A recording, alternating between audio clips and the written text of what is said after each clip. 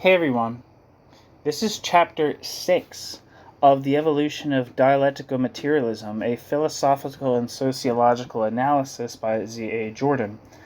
This chapter is titled Plekhanov's Revisions of Dialectical Materialism. Here we go. The importance of Plekhanov in the history of dialectical materialism is based primarily on the fact that Plekhanov was a pioneer of Marxian teaching in Russia, and Russia's Marxian teaching's first Russian theorist. Trotsky wrote of Plekhanov that he was, quote, the profound and brilliant commentator of Marx, the teacher of entire generations, the theorist, the politician, publicist, and creator of European fame and European connections, end quote. Trotsky.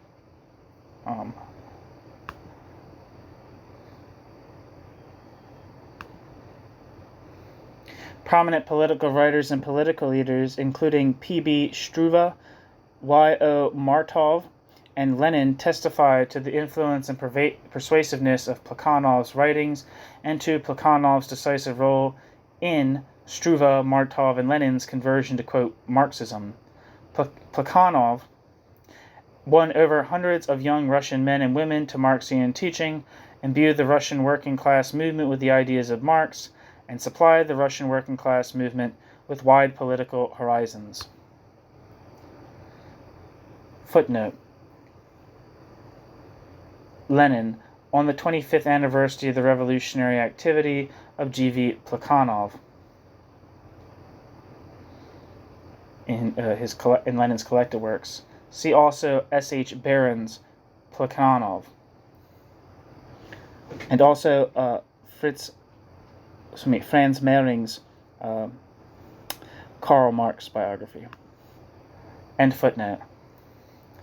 Lenin was in intellectual debt to Plekhanov and paid high tribute to Plekhanov's merits and to the excellence of Plekhanov's work. Lenin recognized that alongside Chernyshevsky, Plekhanov was the chief architect of a materialist tradition in the history of social thought in Russia.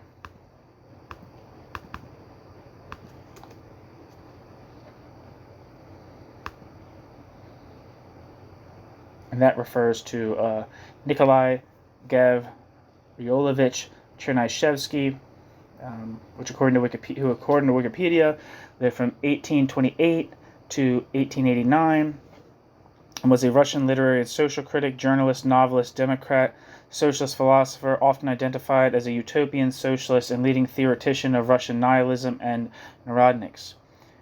Nikolai Chernyshevsky was the dominant intellectual figure in the 1860s revolutionary democratic movement in Russia, despite spending much of his later life in exile to Siberia, and was later highly praised by Karl Marx, Georgi Plekhanov, and Vladimir Lenin.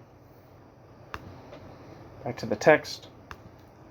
Lenin recognized that alongside Chernyshevsky, Plekhanov was the chief architect of a materialist tradition in the history of social thought in Russia. Footnote. Lenin, on the significance of militant materialism. End footnote. Lenin praised Plekhanov for the determined struggle against political and philosophical revisionism, which he carried on, quote, from the point of view of consistent dialectical materialism, end quote. Footnote. Lenin, Marxism and Revisionism, and a letter to A.M. Gorky in the collected works, end footnote. In a letter to Gorky, which coincided with the start of Lenin's work on materialism and imperial criticism, Lenin confessed that it was Plekhanov who had opened his eyes to the fallacy of the views of the Neo-Kantians, the Machians, and their Russian supporters. In general, Plekhanov made Lenin realize the importance of philosophy for a, quote, ordinary Marxist, end quote, as Lenin described himself. Footnote. While praising Plekhanov for his philosophical and literary activity, Lenin often attacked Plekhanov for his political views, in which, allegedly, Plekhanov often proved himself to be a Philistine and a dupe of the bourgeoisie. See, for instance, Lenin's trade union neutrality.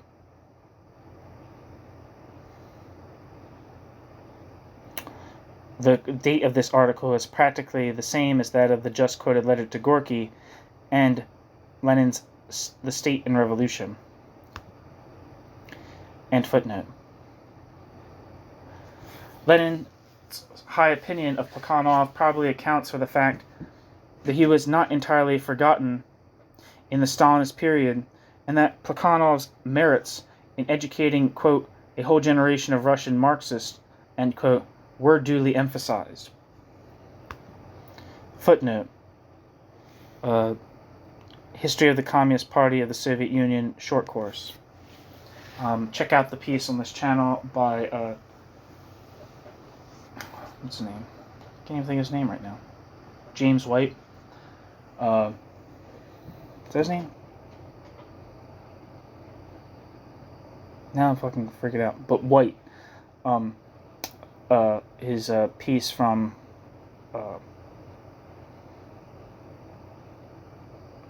his piece titled Road to the Short Course from Marx and Russia, The Fate of a Doctrine, which is on this channel. Check that out if you're interested.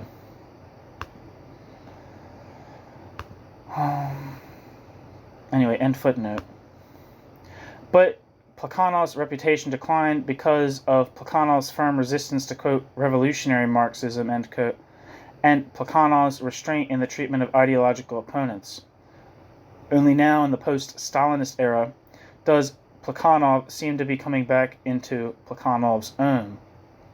No less important than Plekhanov's political influence and activity was the part Plekhanov played in the interpretation of the philosophical views of Marx and Engels.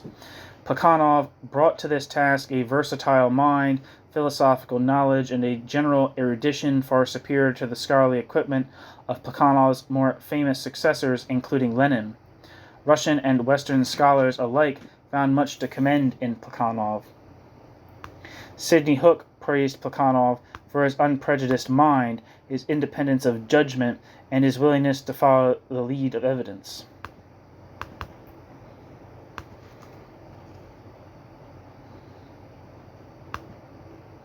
According to the Stanford Encyclopedia of Philosophy, Sidney Hook says, Sidney Hook was a leading interpreter and proponent of Deweyan pragmatic naturalism from his early years as Dewey's graduate student at Columbia in the 1920s through the 6 decades of his philosophical teaching and writing until Hook's death in 1989. A notoriously scrappy polemicist, Sidney Hook identified with the attribution given to him as, quote, Dewey's bulldog. Sidney Hook worked primarily in the areas of pragmatic theory of... You know what? I think I should look at the fucking... just Wikipedia, because I think it'll talk about his life more in general. Yeah, that makes sense. Sidney Hook, who lived from 1902 to 1989, was an American philosopher of pragmatism, known for Sidney Hook's contributions to the philosophy of history, the philosophy of education, political theory, and ethics. After embracing communism in Sidney Hook's youth, Sidney Hook was later known for Sidney Hook's criticisms of totalitarianism, both fascism and Marxism-Leninism. A social democrat, Sidney Hook sometimes cooperated with conservatives, particularly in opposing Marxism-Leninism. After World War II, Sidney Hook argued that members of such groups as the Communist Party USA and Leninists, like democratic centralists, could ethically be barred from holding the office of public trust because they called for the violent overthrow of democratic governments. Back to the text. Sidney Hook plays Plekhanov for Plekhanov's unprejudiced mind, Plekhanov's independence of judgment, and Plekhanov's willingness to follow the lead of evidence. V.V. Zenkovsky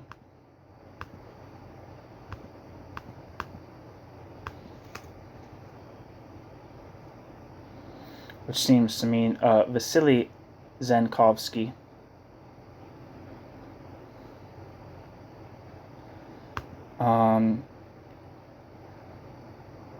There's no Google information for him, really. V.V. Zenkovsky, the historian of Russian philosophy, credited Plekhanov with profundity, great literary talent, and a subtle critical sense. These qualities made Plekhanov, quote, a lively and interesting writer in whom loyalty to Marxism never smothered Plekhanov's genuine moral nobility or Plekhanov's interest in truth and progress, end quote.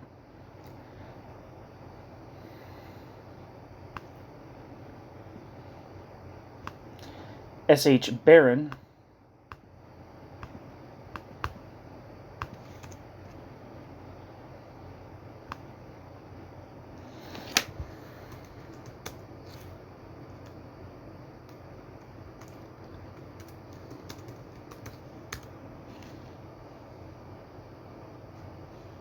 one second.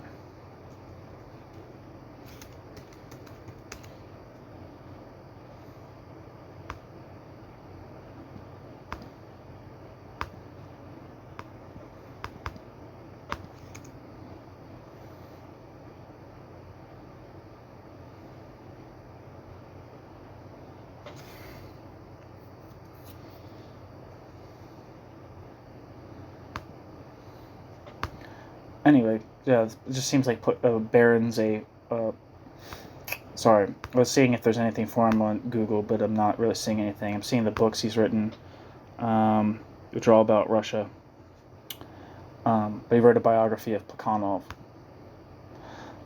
Anyway, S.H. Barron, Plekhanov's American biographer, attributes to Plekhanov a keen sensitivity, a lively imagination, and a scholarly approach notable for its wide scope and detachment. Particularly in his historical studies, Plekhanov showed, quote, striking intuition, frequent flashes of brilliance, and no little originality, end quote.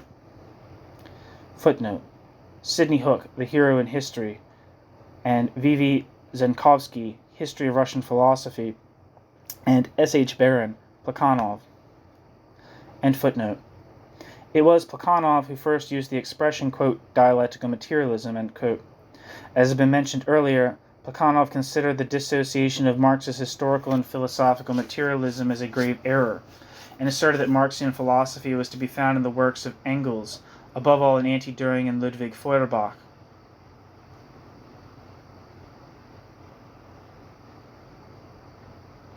Moreover, Plekhanov regarded dialectical materialism as the central and most important part of, and even identified dialectical materialism with Marxian philosophy as a whole. Quote, the philosophy of Marx and Engels is not only a materialist philosophy, the philosophy of Marx and Engels is dialectical materialism, end quote.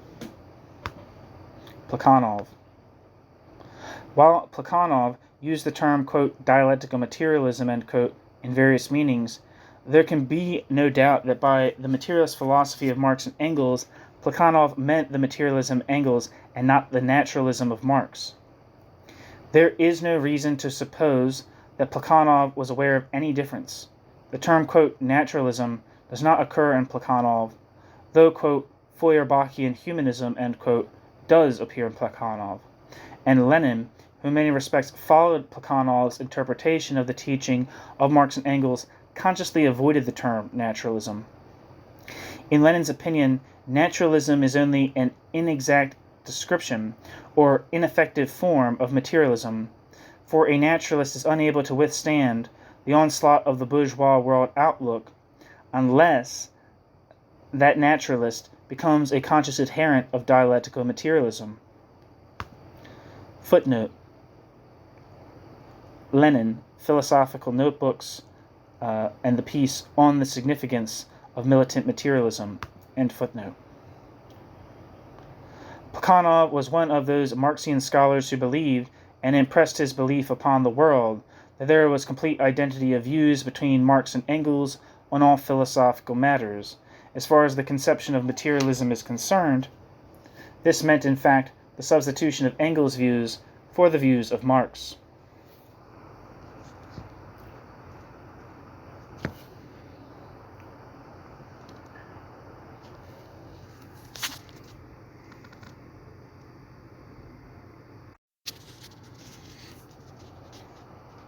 Section 1.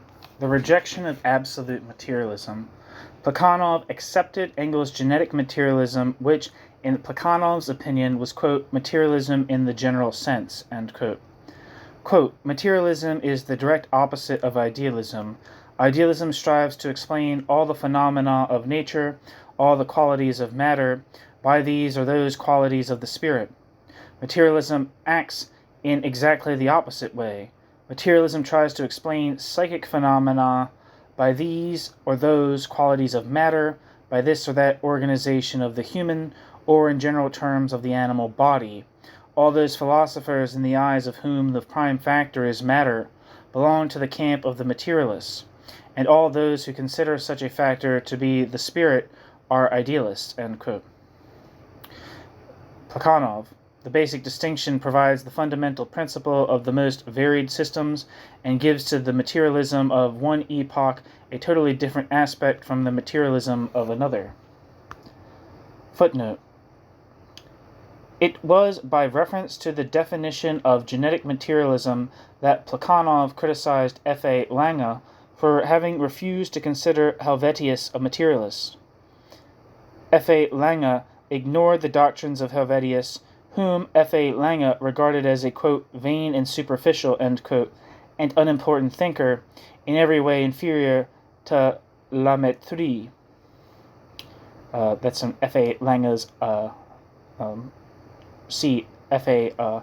Lange's History of Materialism, Volume 2, page 93.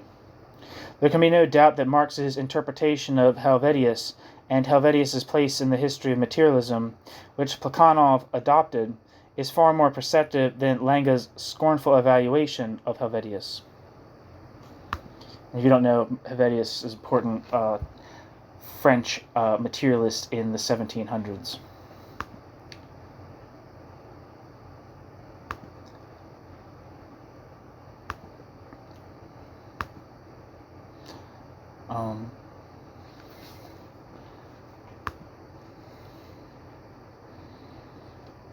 End footnote.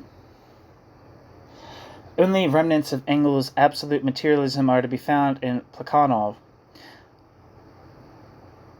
The remnants of Engels' absolute materialism become apparent in Plekhanov's insistence that, quote, Marxism is, quote, a materialist world outlook, end quote, not to be reduced to its historical and economic aspects, that the laws of dialectics reflect the regularities in nature, and that Marx and Engels were, quote, conscious materialists not only in the field of history, but in natural science as well, end quote. Plekhanov. As will be seen later, the main objective of these assertions was not to produce a philosophy of nature, but to secure a cosmological foundation for historical materialism. Plekhanov's reluctance to endorse absolute materialism may have been due to Plekhanov's awareness of the significance of Kant's critique of pure reason for all metaphysical speculations, including materialism. In the case of Engels, who was intoxicated with the speculative enthusiasm of Hegel, and felt that Hegel had risen above the pedestrian critical philosophy of Kant. Such an awareness was conspicuous by its absence. Kant rejected the claim that the question as to the nature of things can ever be answered, for things are not given other than as phenomena, the knowledge of these phenomena arising from a unique relation between the cognizing subject and the cognizing subject and the cognized object.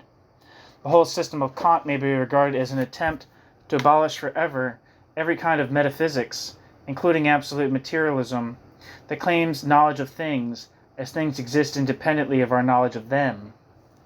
The fact that Plekhanov realized the difficulty arising from Kant's epistemological investigations is clear from the trouble he took in refuting or at least undermining their consequences for materialism.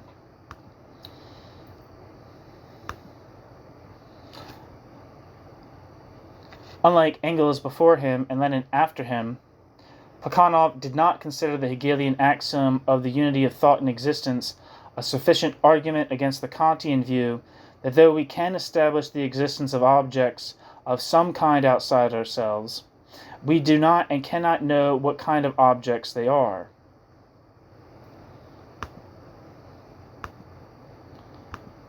Footnote. Lenin had nothing but contempt for the theory of knowledge that abandons the naive beliefs of mankind about the external world and indulges in critical examinations of what we do know and how we come to the knowledge which we claim to possess. The critical approach only produced, quote, epistemological artifices, end quote, and Lenin had no patience with these, quote, epistemological artifices, end quote. For this reason, Lenin admired Hegel's cavalier treatment of Kant and thought little of Plekhanov's criticism of Kantian philosophy. End footnote. Plekhanov himself adopted the anthropological viewpoint of Feuerbach, who agreed with Kant that we can know nothing about things in themselves, but only as things exist for man and are given to man in experience. It would be absurd to claim knowledge of what exists quite independently of us and what by definition is beyond the bounds of all experience. Quote, "The materialist never affirmed," end quote, wrote Plekhanov, quote, "that we know what things are in themselves, i.e. independently of their action upon us, but only maintain that these things are known to us precisely because these things act upon the organs of our senses and in the very measure in which they act upon them." End quote. Plekhanov. Plekhanov referred approvingly to Holbach's view that, quote, "we do not know either the essence of the true nature of matter, although by matter's action upon us, we can judge of some of matter's properties. For us, matter is what acts in one way or another upon our senses." End quote. Plekhanov. Footnote. This is a summary rather than a translation of Holbach. In the original, the last sentence runs, "Ainsi, relativement à nous, la matière, en général, est tout ce qui affecte nos sens d'une façon quelconque, or quelconque." Let's see what this translates as.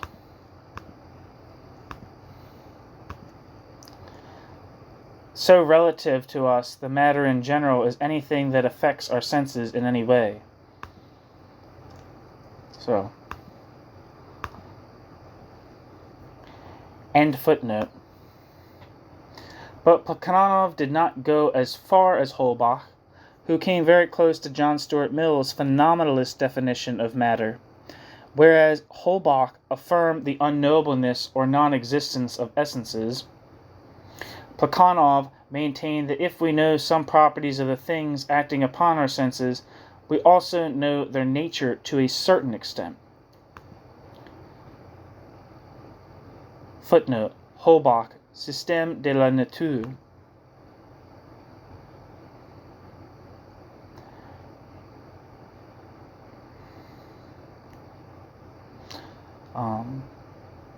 End footnote. Where am I? Plekhanov claimed that his assertion is in accord with the Feuerbachian principle, which abolishes the counterposition of the nature of things to things' properties, for the nature of things is indistinguishable from and manifest in their properties. Footnote. It is not by any means certain that Plekhanov rightly interpreted Feuerbach's position. Feuerbach wrote that, quote, "matter is the symbol of being outside thought, the substratum of reality," end quote. Thus, in perfect agreement with his anthropological realism, he asserted that the objective reality of matter, asserted both the objective reality of matter and matter's unknowableness. Marx seems to have adopted this view and made of it the cornerstone of his naturalism. As has been pointed out earlier, Plekhanov had not the slightest idea that Marx's naturalism and Engels' materialism were quite different doctrines. End footnote. The distinction between appearance and the thing in itself leads to a scholastic labyrinth in which Kant and all who followed Kant's example got lost. If the distinction between appearance and the thing in itself is illegitimate and ultimately meaningless, the question of the knowableness of the external world is resolved, but at the price of a retreat from the absolute materialism of Engels. Plekhanov's epistemology includes the principle of the relativity of knowledge in John Stuart Mill's sense, according to which objects are nothing to us but that which affects our senses in a certain way. The epistemological conception of nature, which is firmly established by Lenin, in Materialism and Imperial Criticism was first introduced by Plekhanov to neutralize the impact of Kant's critical philosophy upon materialism. If the characteristics ascribed to the objects of the external world only signify their power of causing sensations of some kind or other, these sensations cannot and should not be conceived as similar to what excites those sensations. This conclusion persuaded Plekhanov of the truth of critical realism in the theory of knowledge, and led him to the adoption of what he called the, quote, theory of hieroglyphs, end quote. According to the theory of hieroglyphs, sensations do not resemble sensations causes, the objects of the external world. Sensations convey, however,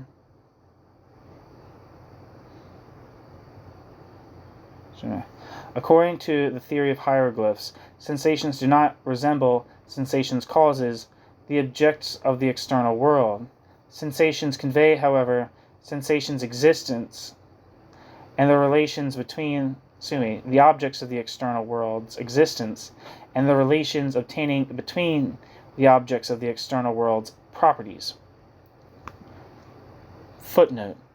For a detailed discussion of this point with which Plekhanov dealt on several occasions, see Kautsky, Tresk, Pajnovska, Navza, Ratsan, Zimslavich. I don't fucking know. I don't know dog shit about Polish pronunciation. Anyway, end footnote. If we can have no notion of what exists independently of us, sensations cannot be, quote, copies of real things, end quote, irrespective of whether or not this constitutes a deviation from Engels' formulation of materialism, which is what Lenin accused Plekhanov of.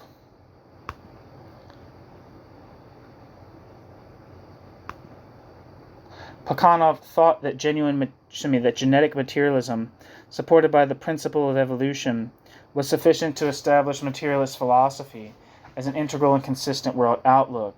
He seems to have favored the doctrine of emergent evolution, based on the assumption that, quote, all the matter of which organized beings consist possess a certain degree of sensibility, end quote. He denied that this hypothesis cannot be reconciled with materialism, and was confident that Marx and Engels would have been interested in it had they known of it.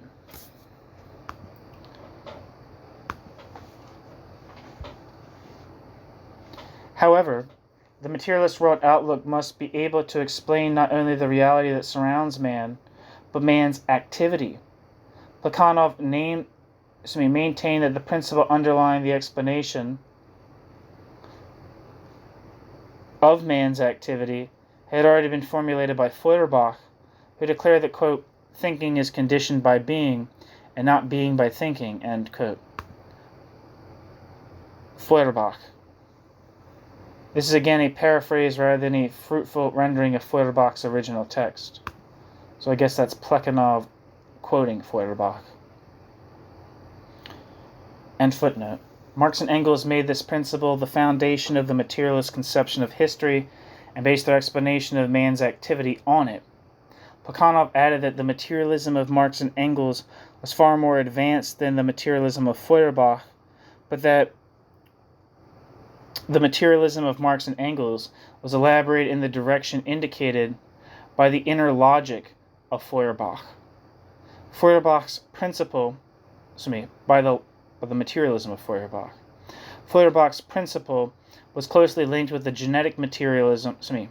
Feuerbach's principle was closely linked with genetic materialism, and derived Feuerbach's principle's justification from genetic materialism. Plekhanov's suggestion that there was a direct connection between historical and genetic materialism dissociated the materialist conception of history from the materialist conception of history's original foundation, that is, from the naturalism of Marx, and incorporated it into Engels' metaphysical system of dialectical materialism.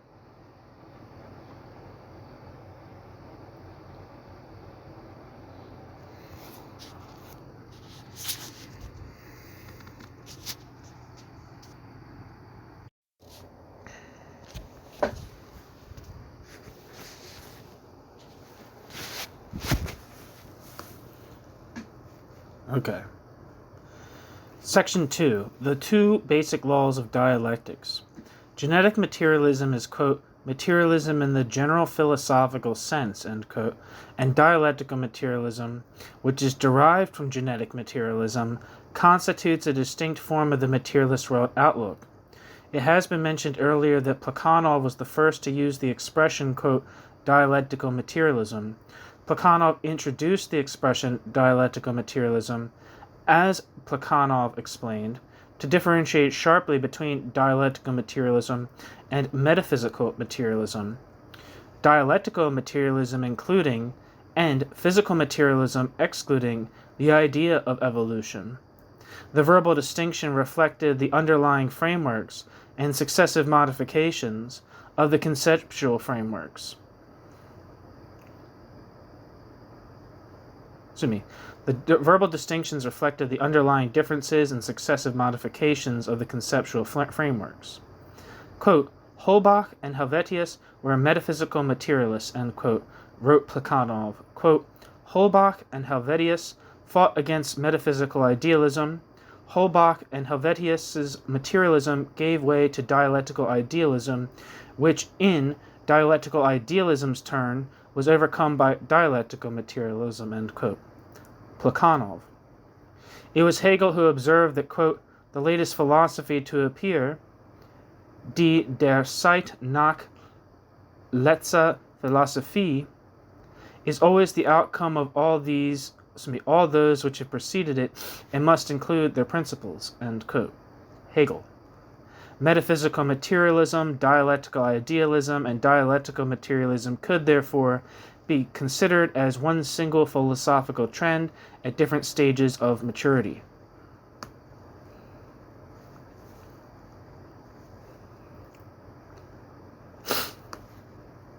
The term, quote, dialectical, end quote, fittingly qualifies, quote, materialism, end quote, as applied to the system of Marx because Hegel transformed dialectics into a, quote, most powerful weapon for the cognizance of everything which exists, end quote. And Marx made use of the idea of dialectics for the establishment of his materialist philosophy. The essential difference between modern materialism and the materialism of the 18th century lies in the dialectical method. F.A. Lange divided the history of materialism into two parts, before and after Kant. A more appropriate and justifiable course would be to take the philosophy of Hegel as the great divide. In this respect, Lenin fully agreed with Plekhanov, for Lenin believed that the best way of becoming acquainted with the dialectics of Marx was to pursue, quote, a systematic study of Hegel's dialectics from a materialist point of view, end quote. Finally, according to Plekhanov, the expression, quote, dialectical materialism indicated that the new materialism accepted both the principle of evolution, which is at work in all phases of change, and the principle of sudden and inevitable leaps, to which gradual change necessarily leads. In a certain sense, quote, dialectical, end quote, means the same as, quote, evolutionary, and consequently, Darwin's theory of the origin of species is a dialectical theory. But if an evolutionary doctrine restricts development to the process of continuous quantitative change and excludes interruption in graduality, evolutionary doctrine is no longer dialectical. Quote, it is a great error to think that nature or history makes no leaps, end quote. It was one of Hegel's greatest merits to have purged the doctrine of change of mere gradualism and to have supplemented the doctrine of change by the conception of the, quote, jump from the quantitative into qualitative change, end quote. Footnote. In support of this opinion, Plekhanov invariably quoted certain passages from Hegel's Science of Logic. End footnote. Since Marx had incorporated the, quote, transition by dialectical leaps, end quote, into his materialist evolutionary philosophy, the proper name for his materialist evolutionary philosophy was dialectical materialism.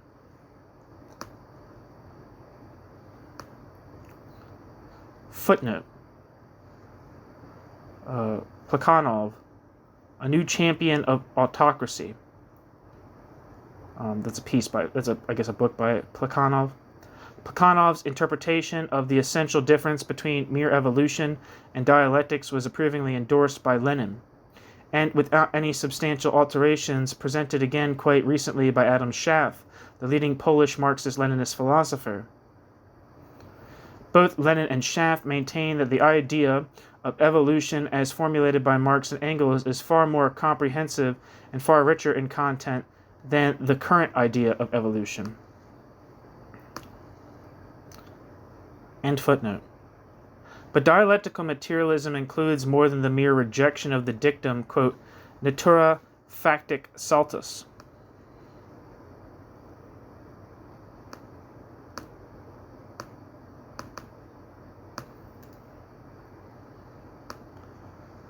According to Wikipedia, natura non facit saltus. Natura non facit saltus, Latin for, quote, nature does not make jumps, end quote, has been an important principle of natural philosophy. Natura non facit saltus, nature does not make jumps, appears as an axiom in the works of Gottfried Leibniz. In New Essays 4, Volume 4, 16, quote, la nature ne fait jamais des salts. I don't know. Quote, nature never makes jumps, end quote. One of the inventors of the infinitesimal calculus, see law of continuity. Natura non facit saltus, nature does not make jumps, is also an essential element of Charles Darwin's treatment of natural selection in his Origin of Species. The Latin translation comes from Linnaeus's Philosophia Botanica. Back to the text. In The Development of the Monist View of History, Plekhanov found in Hegel 3 dialectical laws which he wished to incorporate into dialectical materialism, though not all in their original form.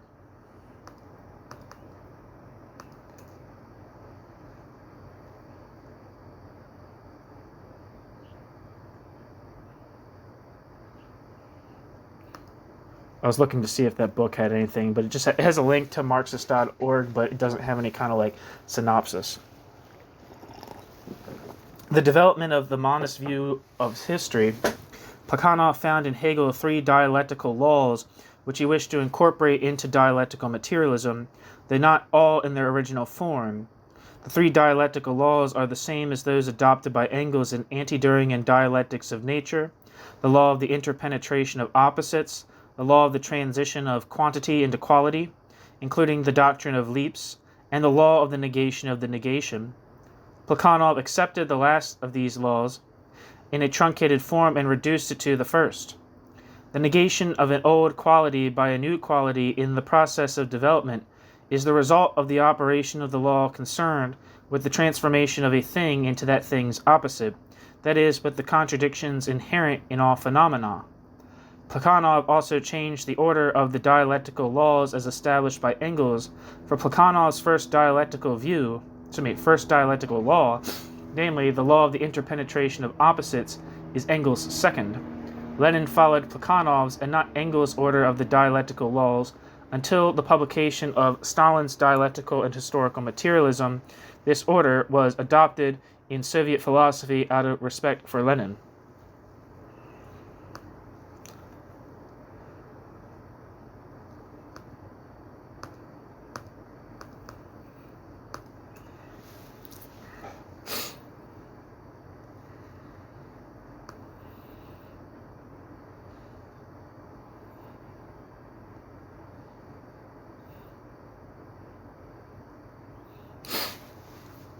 I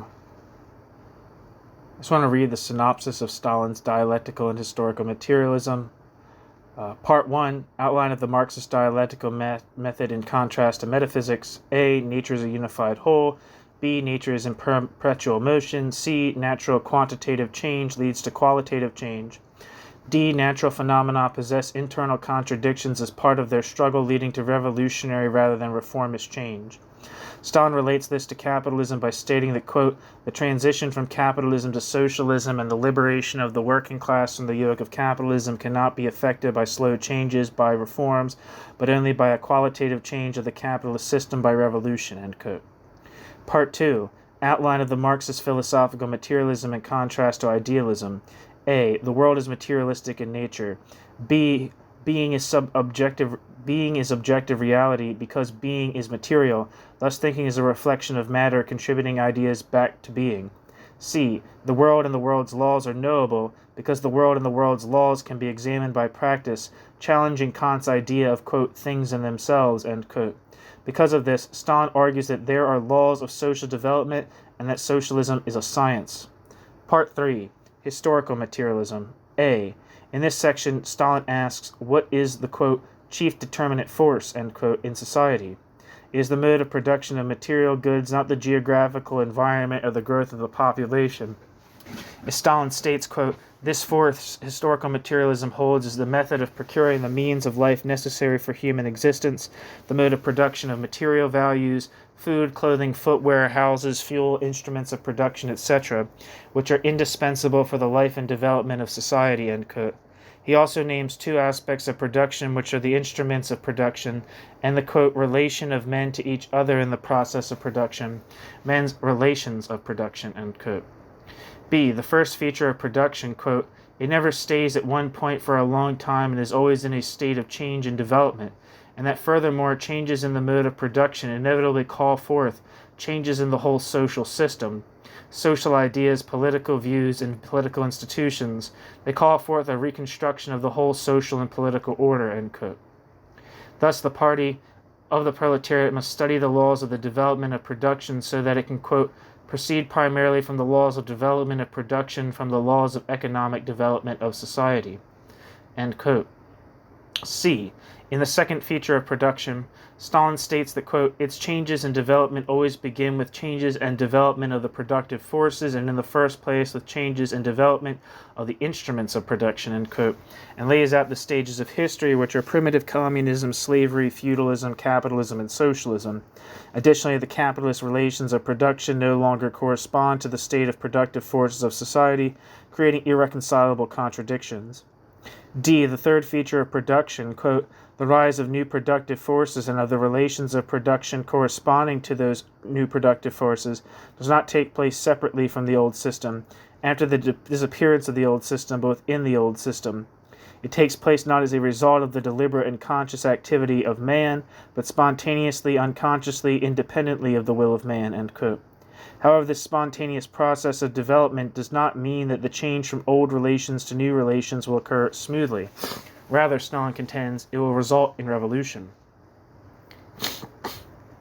Okay, so I've read that before for another piece, apparently because the link was purple as opposed to blue when you Google search, so I must have done this before, but just wanted to do it again.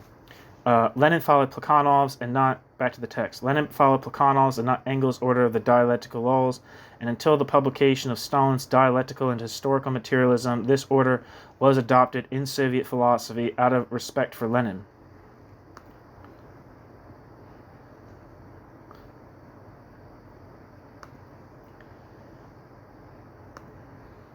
Footnote.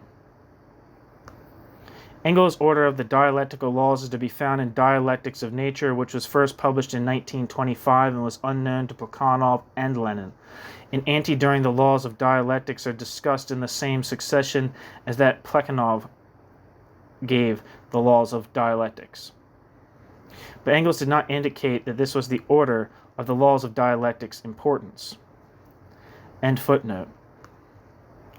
The first law of dialectics states, quote, every phenomenon is contradictory, end quote, or, quote, every phenomenon is a contradiction, end quote. Expressed in terms of change to which the interpolar structure of phenomena is supposed to give rise, the first law of dialectics asserts, quote, every phenomenon negates that phenomenon's self, end quote. That is, every phenomenon, quote, develops out of that phenomenon's self the elements which sooner or later will put an end to that phenomenon's existence and will transform that phenomenon into that phenomenon's own opposite, end quote. The term, quote, contradiction, as used by Plekhanov in the formulation of the first dialectical law, is not necessarily a logical term and often merely refers to the conflict of interests, to the clash of opposed forces, or to the struggle of antagonistic tendencies objectively present in a phenomenon or a complex of phenomena. For instance, Plekhanov maintained that social and economic classes are, in the non-logical sense of this expression, contradictory elements in economic and social reality, and that these contradictions, inherent in the development of class societies, give rise to the struggle for existence between individuals, classes, and whole societies. More generally, the polar structure of things and phenomena is responsible for the fact that by the action of antagonistic forces and tendencies, which condition their existence, things and phenomena are inevitably transformed into things and phenomena's own opposites.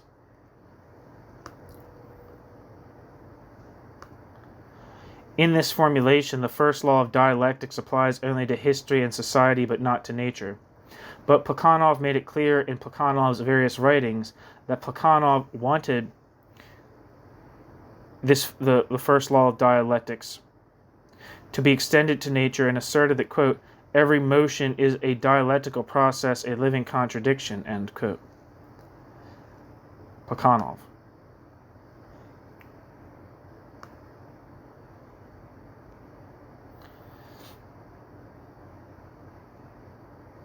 For a materialist, wrote Plekhanov, dialectics is based on the doctrine of nature, and, quote, dialectical thinking, end quote, is derived from, quote, the dialectical properties of being, end quote. Thus, quote, the contradictions embodied in concepts are merely reflections, translations into the language of thought of those contradictions that are embodied in phenomena owing to the contradictory nature of phenomena's common basis, i.e. motion, end quote. Plekhanov. The historical origins of the doctrine, quote, motion is a contradiction in action, end quote, are not difficult to trace. According to Hegel, it was Zeno of Elea, who had conclusively demonstrated the doctrine of motion is a contradiction in action's truth.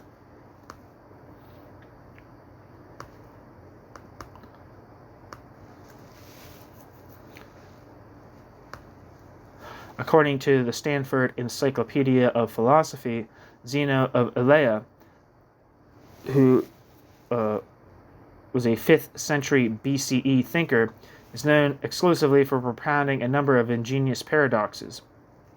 The most famous of these purport to show that motion is impossible by bringing to light apparent or latent contradictions in ordinary assumptions regarding its occurrence. Zeno also argued against the common sense assumption that there are many things by showing in various ways how it too leads to contradiction. We may never know just what led Zeno to develop his famous paradoxes. While it is typically said that he aimed to defend the paradoxical monism of his Eleatic mentor, Parmenides, the Platonic evidence on which this view has resided ultimately fails to support it.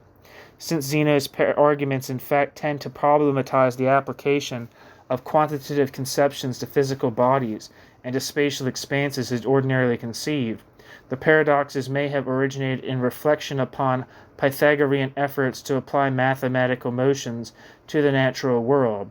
Zeno's paradoxes have had a lasting impact upon the attempts, from Aristotle down to the present day, to respond to the problems they raise. Since the subject of this article is Zeno himself, it undertakes to provide a historically accurate overview of Zeno's own thought rather than an account of how philosophers, mathematicians, and physicists have responded to his provocative arguments. And Wikipedia says Zeno of Elea, who lived from circa 490 to 430 BC, was a pre-Socratic Greek philosopher. Zeno of Elea was a student of Parmenides and one of the Eleatics. Born in Elea, Zeno defended his instructor's belief in monism, the idea that only one single entity exists that makes up all of reality. Zeno of Elea rejected the existence of space, time, and motion. To disprove these concepts, Zeno of Elea developed a series of paradoxes to demonstrate why they are impossible. Though Zeno of Elea's original writings are lost, subsequent descriptions by Plato, Aristotle, Diogenes, Lartius, and Simplicius of Cilicia have allowed study of Zeno of Elea's ideas. Zeno of Elea's arguments are divided into two different types: Zeno of Elea's arguments against plurality, or the existence of multiple objects, and Zeno of Elea's arguments against motion. Those against plurality suggest that for anything to exist, it must be divisible infinitely, meaning it would necessarily have both infinite mass and no mass simultaneously. Those against motion invoke the idea that distance must be divided infinitely, meaning infinite steps would be required across any distance. Zeno of Elea's philosophy is still debated in the present day, and no solution to Zeno's paradoxes has been agreed upon by philosophers. Zeno's paradoxes have influenced philosophy and mathematics both in ancient and modern times. Many of Zeno's ideas have been challenged by modern developments in physics and mathematics, such as atomic theory, mathematical limits, and set theory. Back to the text. According to Hegel, it was Zeno of Elea who had conclusively demonstrated the doctrine of motion is a contradiction in action, end quote. It's truth.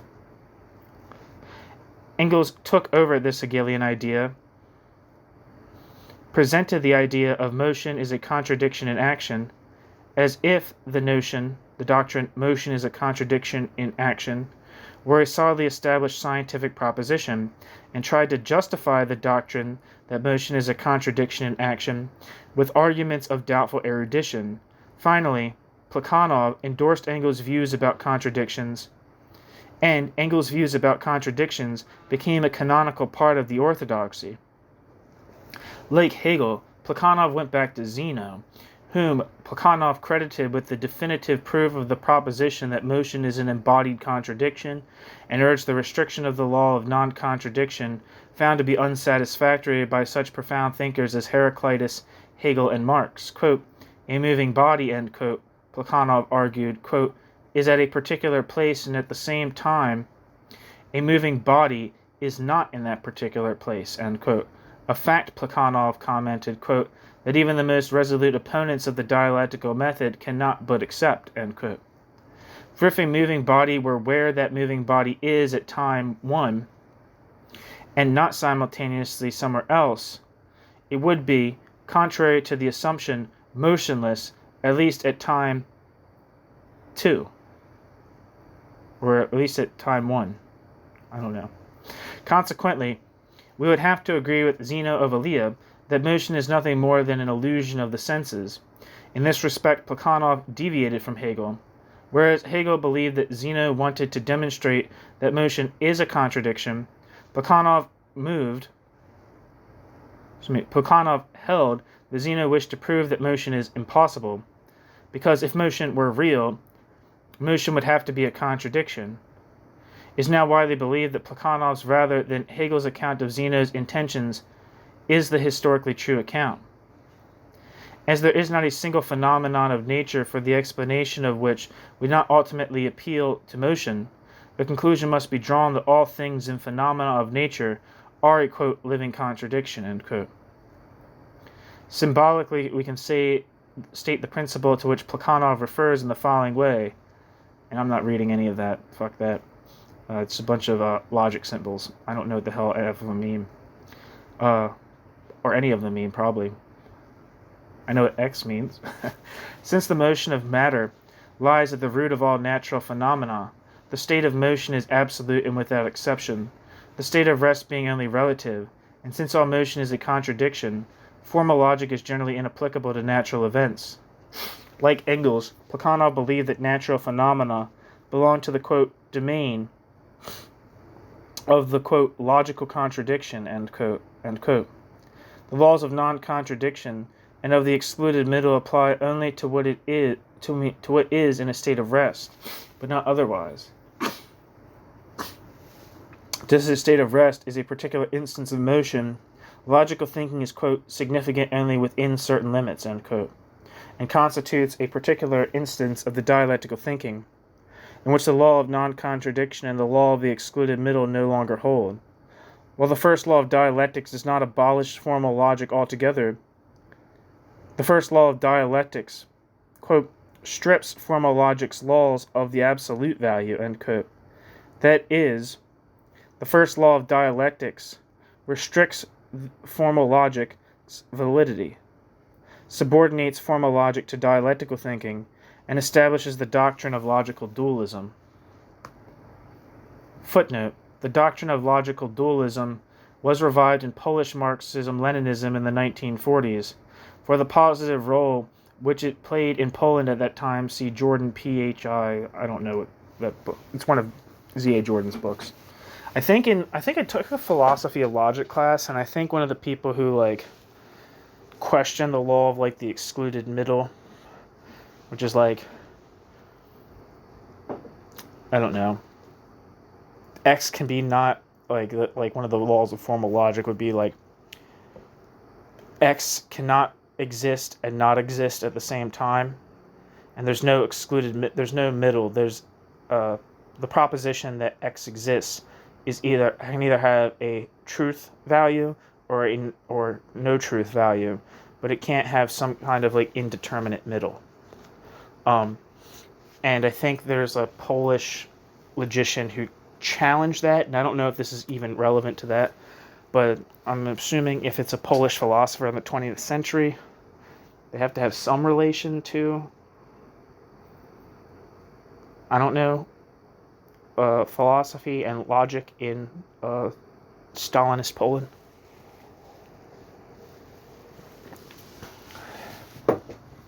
Anyway, end footnote. According to Hegel, it is not only the cunning of reason which operates in history, but also the cunning of the notion.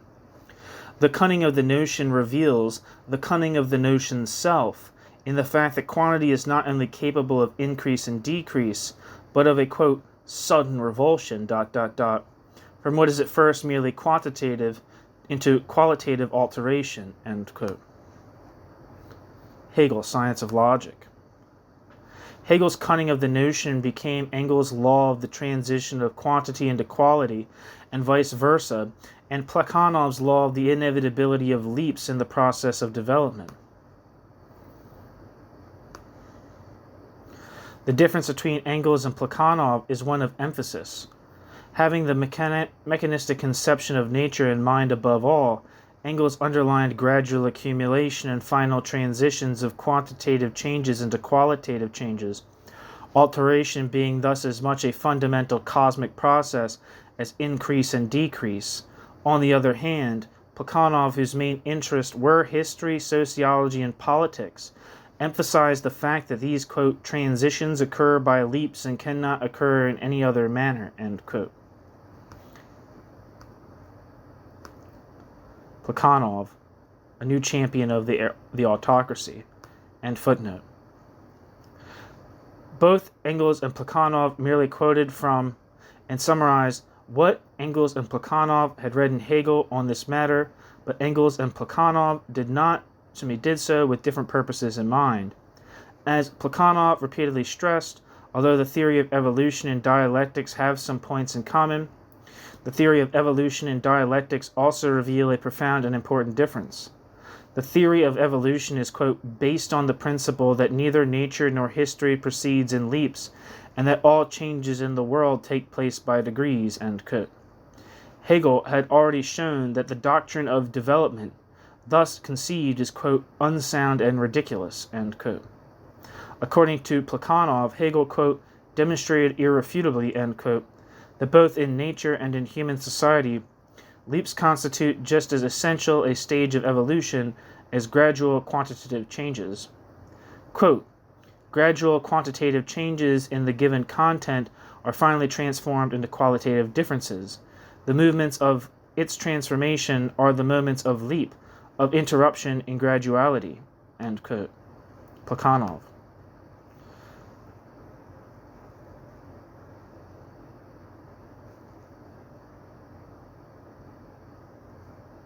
To justify the claim of the inevitability of leaps in the process of social and historical development, Plekhanov proceeded to show that the law of the gradual accumulation of small quantitative changes, which necessarily leads to a leap, describes the, quote, dialectical properties of being, end quote, and is a universal law applying without exception to all natural phenomena.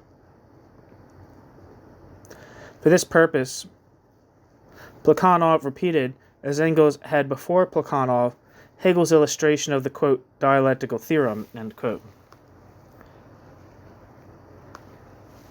Some of these illustrations only testify to the semantical and conceptual confusion in Hegel and Hegel's followers, and others merely give instances of the alleged law, as if a law could be established in a theory verified by an accumulation of instances. Hegel could make use of this procedure, for he adhered to the view demolished by Galileo, that the laws of physics can be deduced from clear and simple intelligible principles. For Hegel, it was sufficient that, quote, a process of becoming other, breaks off graduality and is qualitatively other as against the preceding determinate being, end quote. Hegel, Science of Logic. On this account, the particular instances of the, quote, transition from the quantitative to the qualitative, end quote, and of the, quote, jumps, had no demonstrative function for Hegel, and were only intended to clarify what Hegel had in mind. With Engels and Plekhanov, the instances were not meant to illustrate but to confirm or to establish a law, which is exactly what instances cannot do. Both Plekhanov and Engels intended the law of the transformation of quantity into quality, together with the doctrine of leaps, to state something more than the ontological and or epistemological dependence of quantitative concepts upon qualitative concepts. Quantitative concepts do ultimately require a definition in ostensive terms which designates the directly experienced qualitative diversity. This statement is important and true, but is hardly a law of nature. In order to express a pervasive natural regularity, the law of the transformation of quantity into quality would have to state an invariant connection between the quantitative and the qualitative change of phenomenon. If this was the intention of Engels and Plekhanov, Engels and Plekhanov did not achieve Engels and Plekhanov's objective. In order to accept the law of the transformation of quantity into quality as a law of nature, we would have to know whether the law of the transformation of quantity into quality applies to all processes of change, or only to all processes of change of a particular type. The first alternative, which some formulations of Engels, Plekhanov, and Engels and Plekhanov's successors strongly suggest, has to be rejected because the law of quantity into quality would then be converted into an analytical statement, that is, the law of quantity transforming into quality's truth would be warranted by the implicit definition of the terms, quote, quantity and, quote, quality. Footnote: another reason for the rejection of the first alternative is the fact that not all magnitudes are additive. For instance, no operation of addition is defined for such magnitudes as density and elasticity. End footnote. Neither can we regard this principle as a tentative framework for a law or laws which we expect to discover by restricting the class of quantities and qualities involved and the admissible types of change and transformation. For this too would be incompatible with Engels' claim that his law was an empirically meaningful theoretical law. Consequently, only the second alternative remains open, that is, that we should regard the law in question as applying to all processes of change of a certain type, or as a restrictive principle that forbids things to happen, a narrower and more precise meaning being thus attached to the terms, quote, quality and, quote, quantity. To state this in the language of Popper, the Hegelian principle would have to be reformulated in such a way that instead of being a principle whose truth is manifest and whose validity is irrefutable by any conceivable event, it becomes a statement incompatible with certain possible results of observation. The objections against this procedure are apparent. Let us assume that we are successful in discovering a statement of an invariable correlation between quantities and qualities of certain kinds. If such an invariant correlation holds, the consequences would have to be accepted that every change of quantity is a qualitative leap. For instance, the kinetic energy of matter makes use of moving solid particles and reduces the differences between the three physical states of matter to purely quantitative differences of the molecular motion and intermolecular instances. On this assumption, every quantitative change should be considered as productive of a leap. But this would show, as even Engels is ready to acknowledge, that if there are no gaps in an ordered series of quantified magnitudes, quote, there are no leaps in nature, precisely because nature is composed entirely of leaps, end quote. If the consequence that every quantitative change constitutes a qualitative leap is to be avoided, if the consequence that every quantitative change constitutes a qualitative leap is to be avoided, the occurrence of a jump would have to be fixed by a conventional decision, by giving a distinctive name to a certain arbitrarily selected change of quality. In the first case, the concept of the sudden leap would become redundant. In the second, a statement about a leap would be a metalinguistic statement, concerned with the language use and not with the extralinguistic reality. The second objection against the suggested course is even more serious. The law of the transformation of quantity into quality, interpreted in the restrictive sense, could no longer be a universal principle, a, quote, general law of motion and development of nature, human society, and thought, end quote. Therefore, the Hegelian principle is either empirically meaningless or theoretically useless. That is, the Hegelian principle does not serve the purpose for which the Hegelian principle was designed.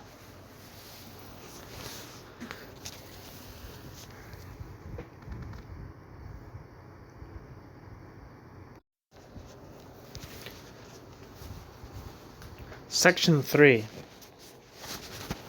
The elimination of the Hegelian triad and the pervasive power of contradiction. According to Plekhanov, the third law of dialectics, that of the negation, quote, does not at all play in Hegel's work the part which is attributed to the doctrine of the negation of the negation by people who have not the least idea of the philosophy of Hegel, end quote.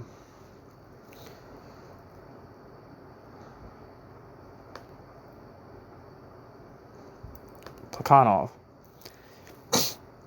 That the triad does not at all constitute a, quote, distinguishing feature of Hegel's philosophy, end quote, is not a view with which the students of Hegel in the past and today would agree, although it is true that the terms, quote, thesis, quote, antithesis, and, quote, synthesis, generally used in the exposition of the Hegelian doctrine, do not often occur in Hegel. The triadic scheme and rhythm are constantly applied in Hegel's whole work.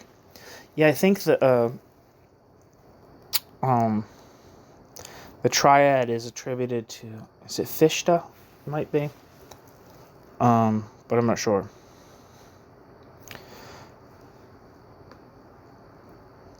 Footnote. J.N. Finley showed in detail that the, quote, triplicity or triadicity does indicate something genuine about Hegel's thought, end quote. See J.N. Finley's Hegel, a re-examination. End footnote. There is much more truth in what Plekhanov says about the triadic method, namely that the triadic method is not a method at all, and that no particular succession of events can be demonstrated by making use of the principle of the negation of the negation. The question whether a particular complex of phenomena in the process of its development has created the forces that led to its, quote, negation, end quote, i.e. its disappearance, cannot be answered in advance or, quote, proved theoretically, end quote. It can only be seen ex post. Footnote. Engels rebuked Dühring for accusing Marx of making use of the triad as a method of proof, which did not prevent Engels from proclaiming the law of the negation, quote, an extremely general law of development of nature, history, and thought, end quote. Similarly, Plekhanov denied that the triad, quote, plays the part of an argument, end quote. That historical materialism applies the triad in historical materialism's investigations, but Plekhanov rose to a staunch defense of the triadic rhythm when Mikhailovsky suggested that it was about time, quote, we ceased to believe that oats grow according to Hegel, end quote. See Plekhanov, DMH, which abbreviates to something. As a matter of fact, Soviet philosophers continued to believe in 1958 that, quote, oats grow according to Hegel, end quote. End footnote. However, if this is acknowledged, Hegel's triadic scheme becomes an expository device, which makes for confusion rather than enlightenment in view of the multiplicity of meanings which the, quote, negation is allowed to have.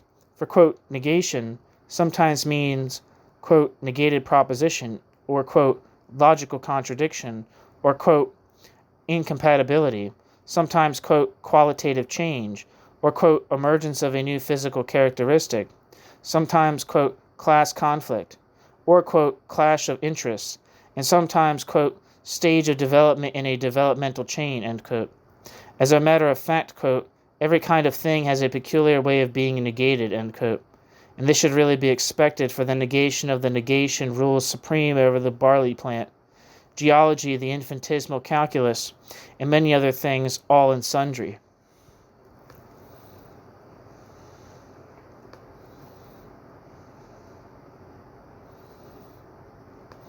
Footnote. While constructing a polemical argument against Marx, once said, in passant, that, quote, no development that does not negate that development's previous forms of existence can occur in any sphere, end quote. Die moralisierende Kritik und die kritisierende Moral. That's in Mega. This was clearly an observation about the usage of the term, quote, development, and not about the process designated by the term development. But Marx's observation is quoted even today in support of the view that development without negation is impossible.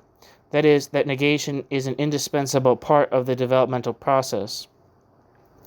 Where also the following definition of negation is to be found, quote, by negation, Marxist dialectics understands the law-governed replacement in the process of development of an old quality by a new quality which arises out of the old quality, end quote. End footnote. If it is permissible to say that the butterfly negates the egg, ice negates liquid water, socialism negates capitalism, private property in land negates common land ownership, and so on and so forth, practically every event can be regarded as a negation of one kind or another of any other event. The dialectical negation is subject to one restriction only, quote, if I grind a grain of barley or crush an insect, end quote, Engels said, explaining what kind of negation Engels' law excluded, quote, I have carried out the first part of the action, but have made the second part impossible, end quote. Engels. Anti-During. The manual, Fundamentals of Marxism, Leninism,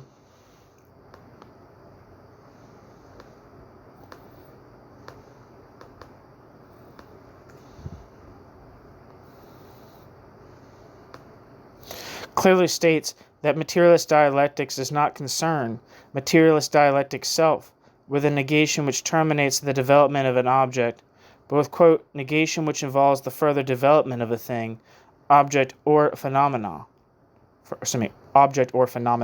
end quote.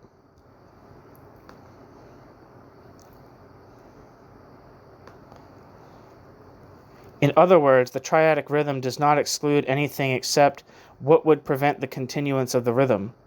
Thus, however, the practitioner of the triadic method need not be afraid of ever being refuted by experience. Any empirically known succession of phenomena fits the dialectical scheme, and there is nothing to preclude its adaptation to the new knowledge gained. Today, it is universally recognized that such an unrestricted adaptability reveals the presence of a fatal defect. A theory that does not take any risk of being refuted by future experience has no scientific content. See Karl Popper, Conjectures and Refutations.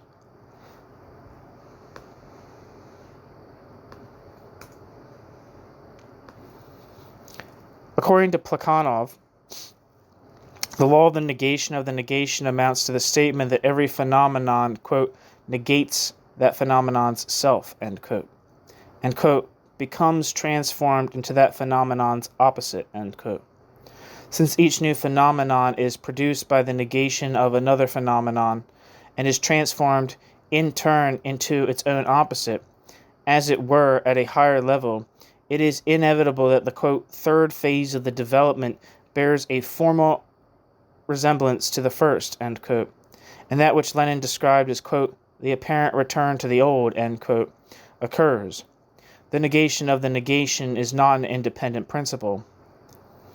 What is true in the negation of the negation is already contained in the first law of dialectics. Every phenomenon is a contradiction, to which that phenomenon can be reduced.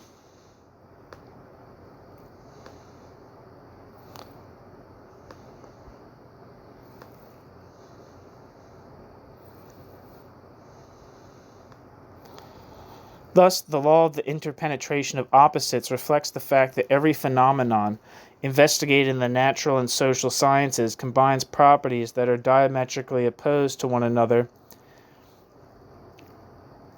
and that every phenomenon contains the forces which give birth to that phenomenon's opposite.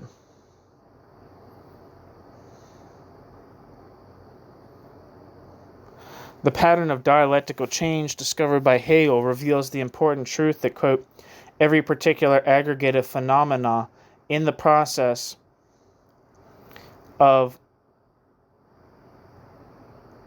that particular aggregate of phenomena's development creates out of that aggregate of phenomena's very self the forces that lead to that aggregate of phenomena's negation, i.e. the aggregate of phenomena's disappearance, end quote. This principle not only implies that scientific trends, intellectual tendencies, political and economic systems, schools of thought, and styles of art give rise to their antithesis, but also that societies, quote, develop out of themselves, by society's inherent self-activity, a force capable of destroying the old form of social relations and directing on the old form of social relations ruins a new and better social edifice. End quote. Plekhanov, Our Differences. End footnote. Or, I guess, I don't know if I said footnote, but footnote, Plekhanov, Our Differences, end footnote. In this way, Plekhanov disclosed the socio-cosmic roots of dialectical materialism in general, and the law of the interpenetration of opposites in particular, a topic to be discussed in the next section. The fitness of this law to encourage certain social attitudes and political views may leave nothing to be desired, but when it is considered as a cosmic law, its cognitive value is nil. As a theory of the world, the law of the interpenetration of opposites loses whatever plausibility the law of the interpenetration of opposites may have as a descriptive historical doctrine. For if the law of interpenetration of opposites is applied to the development of thought, that is, to the conflicting views of men who clash and struggle with each other for the acceptance of their beliefs, such developments can sometimes be described in a loose and metaphorical way of speaking as the transformation of the disputed view into the disputed view's own opposite. In such cases, however, there is no, quote, vital force, end quote, which creates the thesis and the antithesis. The thesis and the antithesis are produced by men. Thesis and antithesis do not struggle with each other to become transformed by thesis and antithesis' inherent dynamic, or the imminent necessity of events in their own opposites. The dispute and conflicting opinions are transformed in discussion, that is, by the struggle of human minds, because opinions cannot be changed in any other way. The success in the application of the law of the interpenetration of opposites, a law in name, a metaphor in substance, to ideas, theories, or social and intellectual arguments, results from the fact that while we are ostensibly speaking of ideas, theories, or social intellectual movements, we really have in mind the men who create, hold, and fight for them. No such success can be expected if the law of this interpenetration of opposites is to apply generally, both to the world of man and to the world of nature. As a general theory of the world, the law of the interpenetration of opposites expresses a primitive animism or anthropomorphism, a mystical form of thought as Marx described it in Capital, and loses all theoretical significance. To speak of the unity and struggle of the contradictories in nature is to indulge not only in a loose and metaphorical way of describing natural phenomena, but also to speak in a dangerously misleading way. This becomes clear in Plekhanov's defense of Hegel's dictum, Der Widerspruch ist das Fortleitende. Contradiction leads the way forward. There are, Plekhanov wrote, barren and fruitful contradictions.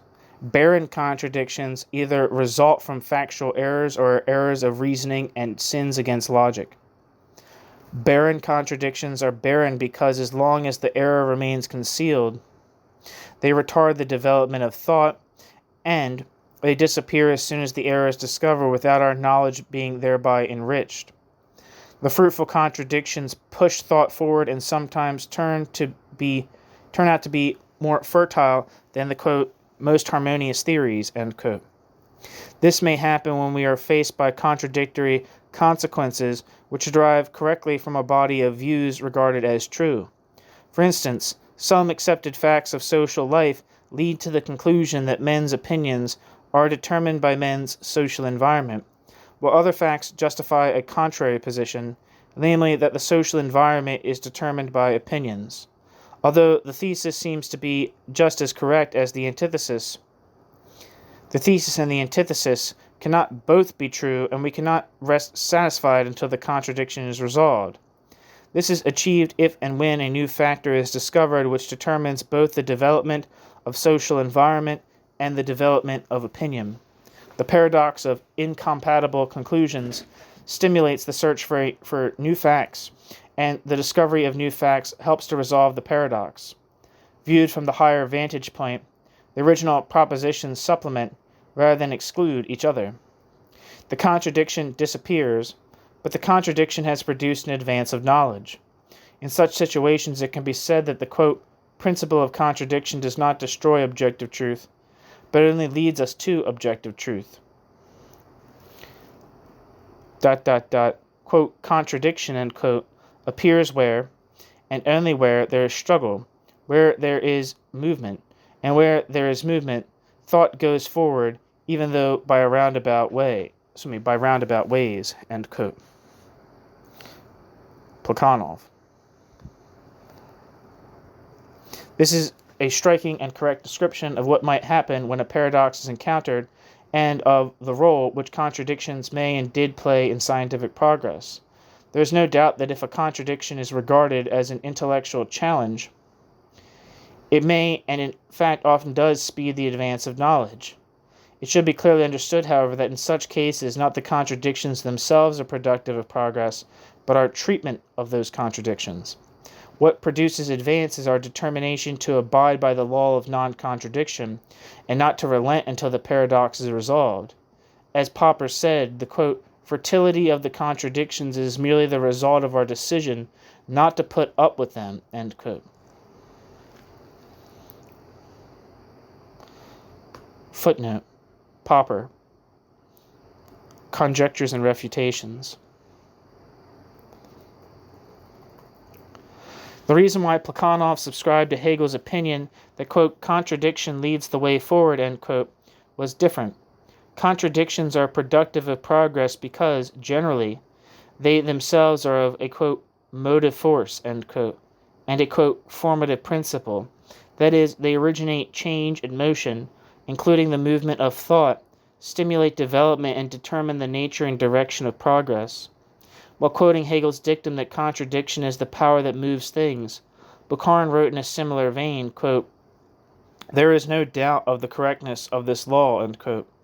Bukharin's argument was that if there was no conflict, no clash, no contradiction between opposing and consolidating the forces, the world would be in a condition of stable equilibrium, complete and absolute permanence. But, quote, the world consists of forces opposing each other, end quote. whose balance is the exception, and whose actual conflict and, quote, internal contradiction, end quote, are the rule.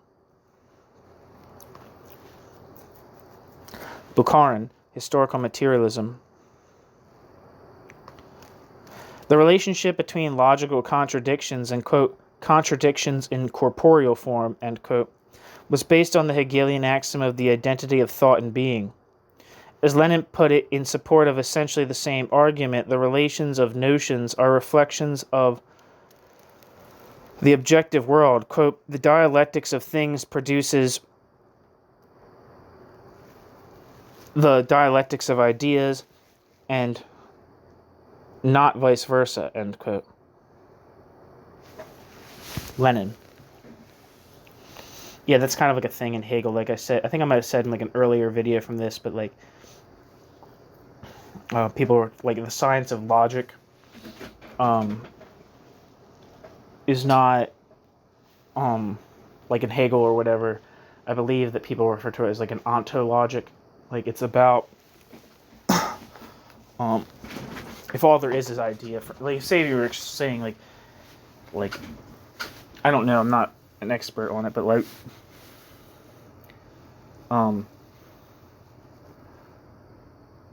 but like if you're saying that like mind and world, that dualism, like that it doesn't exist, right? Logic of the, like thinking about the world, if all there is idea, for instance, right? Thinking correct thinking, orders of correct thinking are like not something that's like separate from the world, separate from existence, that we just kind of like think about in like a reposed state in abstraction from, you know, all the details of actual life, but it's actually like, I don't know, logic is in like in the meat of the universe or something like that. I don't know. Not really explaining that well, but that was always my interpretation. Like it seems like idealism is a form of like kind of like breaking with dualism, right? And there's a kind of a degree to which, like, you know, I think Hegel was pretty enthusiastic about like Spinoza, who, as everyone knows, was like pantheistic or like monist, in the sense that he did not believe in there being a distinction between God and nature, that there was just one world, which kind of like excludes the existence of God in any kind of like familiar way of conceiving of him or it. Like I think Hegel, I mean, I'm not sure, I'm talking my ass, but I think Hegel was definitely like of like, you know, the monist variety.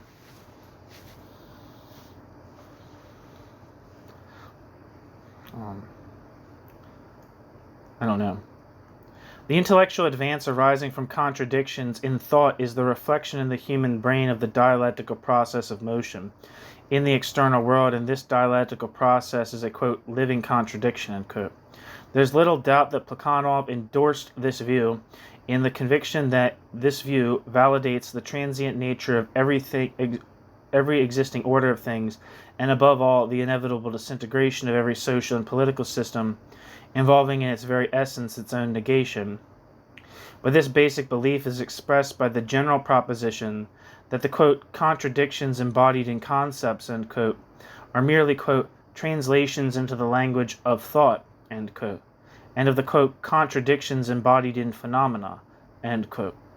The course of ideas must be explained by the course of events, and the course of thought by the course of life.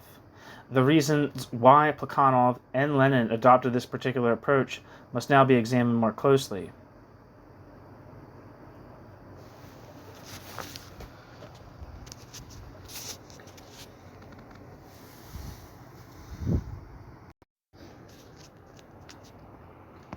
Section 4.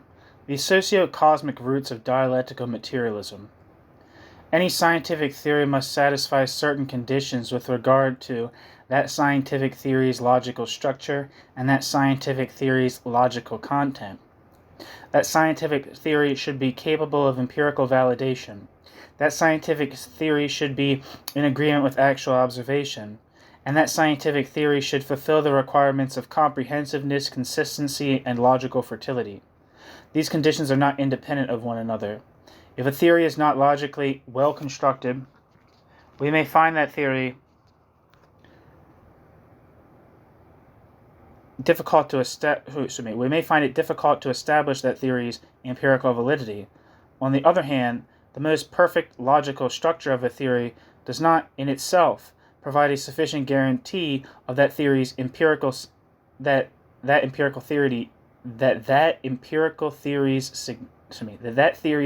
significance can be tested.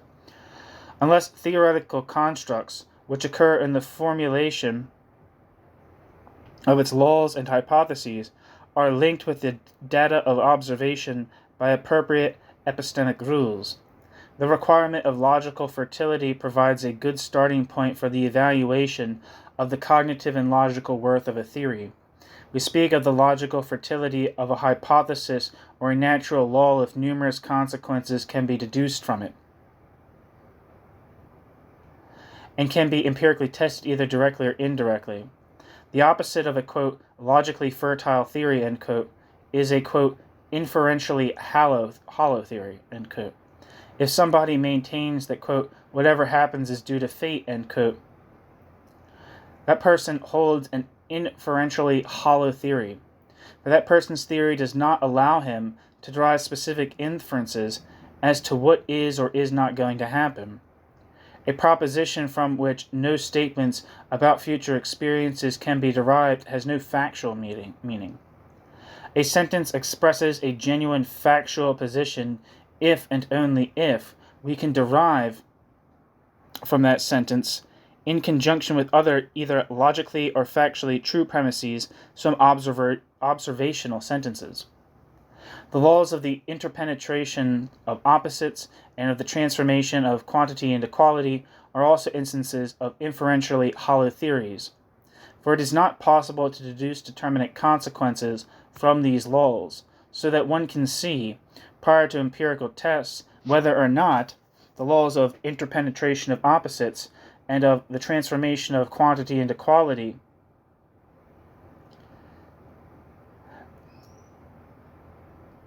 for it is not possible to deduce determinate consequences from these laws of the interpenetration of opposites and the transformation of quantity into quality, so that one can see, prior to empirical tests, whether or not the laws of interpenetration of opposites and of the transformation of quantity into quality entail any definite conclusions. The two dialectical laws do not fulfill this requirement any more than, quote, whatever happens is due to fate, end quote, does. The law of the interpenetration of opposites and of the transformation of quantity into quality are too loosely formulated to permit clearly logical consequences to be drawn from the laws of interpenetration of opposites and the transformation of quantity into quality, and produce the false impression that the laws of the interpenetration of opposites and the transformation of quantity into quality express a genuine proposition.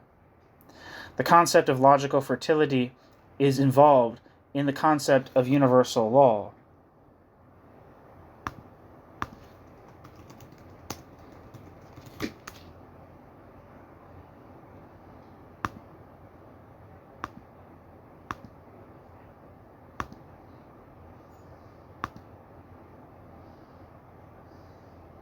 Where am I? The concept of logical fertility is involved in the concept of universal law. A universal conditional statement which can be confirmed or disconfirmed, that is, which complies with Popper's criterion of demarcation.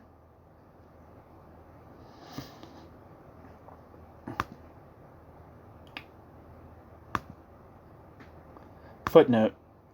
For the concept of the criterion of demarcation, see K.R. Popper's The Logic of Scientific Discovery. End footnote.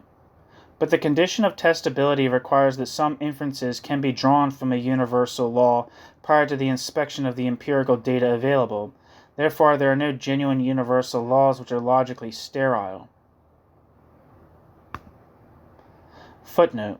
For this reason, laws are sometimes conceived as, quote, inference tickets, end quote. and theories as sets of rules of inference in accordance with which we can link facts or which we use as devices of thought to make inferences about phenomena to be explained or predicted.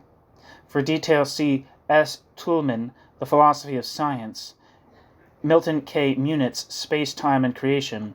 It should be clear that the predictive power, which is an important evaluation criterion of the worth of theories, is included in the property of logical fertility. End footnote. The condition of logical fertility implies that a theory which admits several different interpretations of that theory's concepts and is compatible with any state of affairs whatsoever, that is, which is logically overcomplete, parenthesis, includes both P and not P among that theory's consequences, is not a properly formulated theory, for that theory can be so modified that that theory survives only any refutation, no matter what the facts of the case are. Although statements upon whose standing no combination of observation and logical inference has any bearing are unverifiable, they are not meaningless. Footnote. For this reinterpretation of the principle of verification, see H. Melberg, The Reach of Science. End footnote. A supporter of dialectical materialism believes, and dialectical materialism's opponent disbelieves, the law of dialectics. Consequently, both the opponent and supporter of dialectical materialism must be able to discover some meaning in them, the laws of dialectics.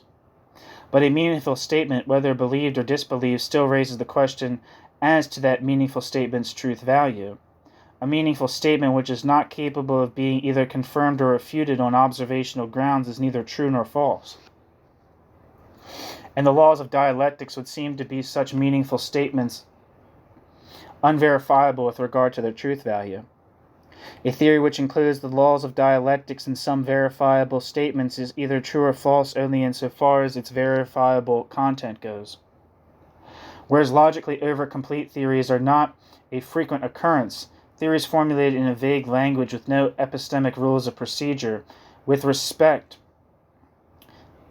to that theory's theoretical constructs are to be found in great abundance. In the case of such theories or laws, it is always possible to argue that some consequences may be obtained from those theories or laws, and that those theories or laws must fulfill the requirement of logical fertility. In particular, this applies to imperfect laws. A law is imperfect if that law is indefinite and with respect to time or hedged in by qualification. Quote, consider the assertion that a boom in trade is always followed by a slump and depression. The assertion that a boom in trade is always followed by a slump and depression is imprecise with respect to time, for the assertion that a boom in trade is always followed by a slump and depression does not tell us exactly what the latter events, slump and depression, when slump and depression will follow the earlier one of the boom in trade, nor how long the boom in trade or the slump and depression will last. Moreover, the assertion that a boom in trade is always followed by a slump and depression concepts have a fringe of vagueness that makes it difficult to tell precisely when we have instances of the kind of events mentioned. End quote. That's from M. Broderick's piece, Explanation, Prediction, and, quote, Imperfect Knowledge. If the objection of logical sterility and with respect to the laws of dialectics seems to be too severe, the objection that they are imperfect laws should be accepted without qualification. For instance, the law of the transformation of quantity into quality states that a change is bound to happen whenever a quantitative characteristic gradually increases or decreases, but we can learn nothing determinate about what is supposed to take place and when it is expected to occur. The law provides no few factual information, and in fact, the law makes no difference whether it makes no difference whether we accept this law or not. This law lacks any informative content and even a modicum of precision. The proposition, quote, nature proceeds in leaps, end quote, may be suggestive but has no specific content. Irrespective of whether we assert or deny the proposition, nature proceeds in leaps. The proposition, nature proceeds in leaps, does not seem to entail any experiential implications or involve any difference capable of verification. Moreover, it is a factually vacuous proposition, for the proposition, nature proceeds in leaps, refers to an observable process established by an extrapolation, which expresses, quote, the inherently necessary connection between quantity and quality, end quote, and claims a dialectical and not an empirical relationship between the quantitative and the qualitative aspect of change. Consequently, it is extremely doubtful whether it is testable at all. First, because the concept of leap is not related to the observable traits of things and events by appropriate epistemic rules. Since the distinction between what does and does not constitute a leap is entirely vague, the line of division between them is bound to be drawn in an arbitrary manner, and the decision about the occurrence of leaps is, to a large measure, arbitrary too, being concerned with language rather than with reality. Second, the hypothesis of leaps in nature does not seem to be testable because of the loose way in which the interrelations of quantity and quality are specified, which make it impossible for us to decide, on the basis of logical considerations alone, what the hypothesis of leaps in nature does and what the hypothesis of leaps in nature does not imply. But if the conjecture about leaps in nature cannot be tested, the conjecture about leaps in nature does not lie within the limits of cognitively meaningful discourse. The conjecture about leaps in nature is a pseudo-proposition, neither true nor false, a bogus natural law and not a law of nature. To put it differently, the conjecture about leaps in nature is a metaphysical principle which can claim universal validity because the conjecture about leaps in nature is consistent with any observable statements whatsoever, and in a sense is independent of experience. Therefore, the proposition, quote, nature proceeds in leaps, end quote, is like a fairy tale, invented and cherished for some reason other than the cognitive purpose. There may be some advantage in being able to consider the liquefaction of gases, the melting of metals, and social or political revolutions as different instances of one and the same law of nature, but these advantages are not relevant to what the scientist does. The scientist prefers to rely on such concepts as transformation of energy, chemical reaction, or mutation. For concepts such as transformation of energy, chemical reaction, or mutation fit the particular kind of facts which the scientist is concerned with, without committing the scientist to a metaphysical presupposition as to the manner in which nature is supposed to proceed, or without implying that nature's preference for leaps can be demonstrated as a strictly universal law. The proposition, quote, nature proceeds in leaps, end quote, which according to Engels is a principle, quote, as simple and clear as noonday, end quote, has no factual content and no explanatory power. It is a hortatory, it has a hortatory, but not a cognitive meaning.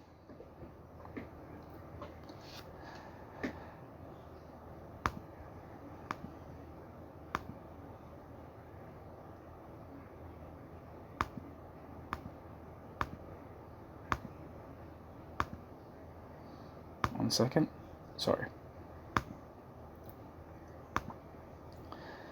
As the law of the transformation of quantity into quality, including the doctrine of leaps, reveals itself as a cognitively empty scheme, performing no constructive methodological function and lacking logical fertility, the law of the transformation of quantity into quality, including the doctrine of leaps, elevation to the status of a fundamental law of nature, requires an explanation. Although scientific theories should be accepted if and only if scientific theories are true. Scientific theories are accepted only if those scientific theories can be shown to be true, but also if those scientific theories can be made to serve some useful purpose.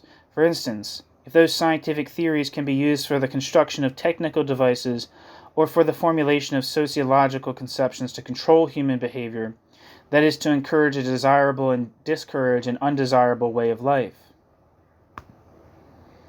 Footnote. See P.H. G. Frank, The Variety of Reasons for the Acceptance of Scientific Theories. End footnote.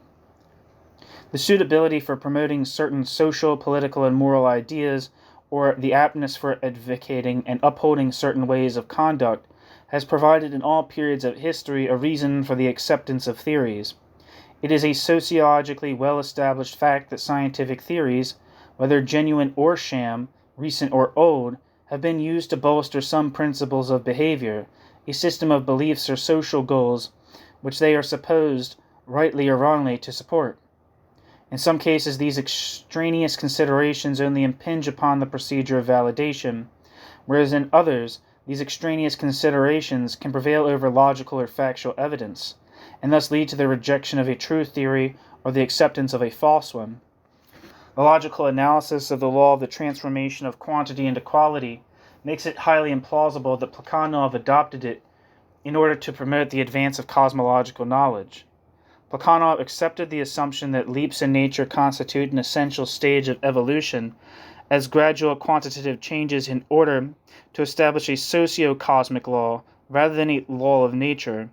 A law can be called, quote, socio-cosmic, end quote, if that law's acceptance is justified on the grounds that that law's consequences are favorable to the realization of some definite social and political system, to the maintenance of some moral order, or to the furtherance of some cherished ideal. In analogy to anthropomorphism, which describes human form and nature, to deity, a theory which attributes social traits and regularities to the universe may be called a, quote, sociomorphic theory of the universe, end quote. Sociomorphic theories are knowingly or unknowingly formulated and advanced because of those sociomorphic theories' alleged fitness to support one religious creed or one moral and political doctrine rather than another. Plekhanov made no effort to validate the doctrine of leaps. Plekhanov knew from his comprehensive study of history that social and political upheavals, which are preceded by a long chain of events but which take place suddenly, and as it were, unexpectedly, are not infrequent occurrences. The alleged universal law of nature, that, quote, leaps are inevitable in the process of historical and social development, end quote, is meaningful and possibly true if, quote, leaps means, quote, revolutions, for social and political revolutions do occur in history. As long, however, as Plekhanov considered the concurrence, sequence, and concatenations of historical events alone, revolutions and upheavals were bound to remain what revolutions and upheavals actually are, namely contingent and unforeseeable occurrences.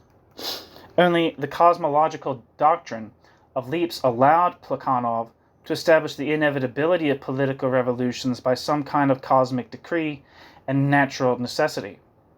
If it is a universal law that transitions from quantitative to qualitative changes, quote, occur by leaps and cannot occur in any other manner, end quote, gradualists in politics of all shades and colors as well as supporters of moderation and order are wrong. For, quote, economic evolution leads as sure as fate to political revolution, end quote. Plekhanov, a new champion of autocracy. The implications of the socio-cosmic doctrine of leaps in nature gave to dialectics extraordinary political significance and prompted Plekhanov's statement that dialectics is, quote, the most powerful scientific weapon bequeathed by German idealism to German idealism's successor, modern materialism, end quote. Plekhanov. Footnote. That the universal dialectical law of development concerning the transformation of quantity into quality is a socio-cosmic law is revealed with a disarming frankness in contemporary Soviet philosophy. End footnote. The law of the interpenetration of opposites is clearly a socio-cosmic law too. To affirm that the world is full of contradictions in corporeal form implies that the law of non-contradiction has to be rejected or restricted, and that it must be replaced by or subordinated to the law of contradiction. The law of contradiction states that for some P, the conjunction of P and not P is true. But if, quote, P and, quote, not P are at once true, and a statement is true, if it corresponds to what that statement asserts or denies, and false otherwise, contradictory statements would be both true and false, and the difference between truth and falsehood would disappear.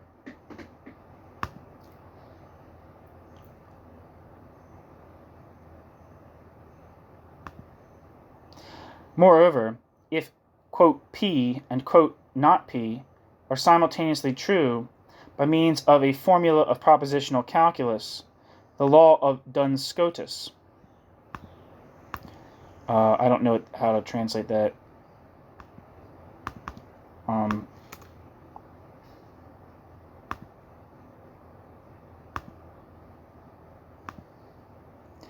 P,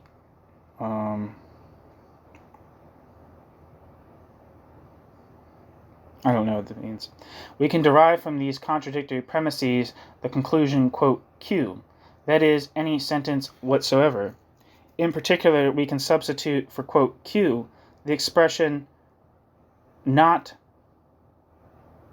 parenthesis, P, not P, I can't translate that, end quote. Thus the law of contradiction, if true, is false. Therefore, the law of contradiction is false. To ignore this consequence is to annihilate the whole significance of thought. Okay, I get what's being said. Okay, so what is being said is it's not the true that P and not P has no statement. Asserting the law of contradiction is an assertion of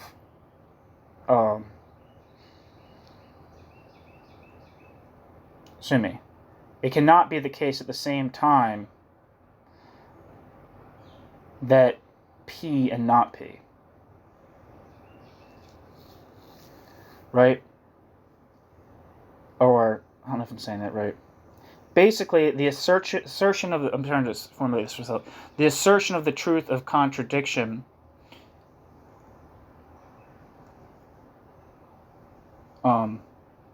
is an assertion of the truth of contradiction violates the assertion of contradiction, I guess is what I'm saying. So, for instance, like you say, nothing is true. If nothing is true, then the statement nothing is true is also not true. Which means that something at least is true. You know what I mean? So it's like, if you say we can't know anything, for instance, is an assertion about what can be known. It's kind of like Descartes' thing where it's like even if he doubts everything, even if he says nothing that he knows is actually knowledge, he knows that something is knowing that, right? Like, to doubt is a form of cognition, and cognition being thinking, I think, therefore I am, right? So you can't get, the totally, not that the law of contradiction is a form of, necessarily a form of skepticism or something like that, but, absolute skepticism just kind of, falls apart philosophically. But anyway, thus the law of contradiction is true, is false, therefore the law of contradiction is false. To ignore this consequence is to annihilate the whole significance of thought. If at every step, to use Engels' expression in Anti-Düring, truth becomes error and error truth, the search for truth is bound to be futile. I wanted to read what the Wikipedia says for Duns Scotus. John Duns Scotus lived from 1265 or 1266 to 1308, 1408, and was one of the most important and influential philosopher theologians of the High Middle Ages. John Duns Scotus, brilliantly complex and nuanced thought, which earned John Duns Scotus the nickname the quote subtle doctor, end quote, left a mark on discussions of such disparate topics as the semantics of religious language, the problem of universals, divine illumination, and the nature of human freedom. This essay first lays out what is known about Scotus's life and the dating of Scotus's works. It then offers an overview of some of Scotus's key positions in four main areas of philosophy: natural theology, metaphysics, the theory of knowledge, and ethics and moral psychology. And Wikipedia says Duns Scotus, or Duns the Scot, lived from 1265 to 1266 to 1308, and was a Scottish Catholic priest and Franciscan friar, university professor, philosopher, and theologian.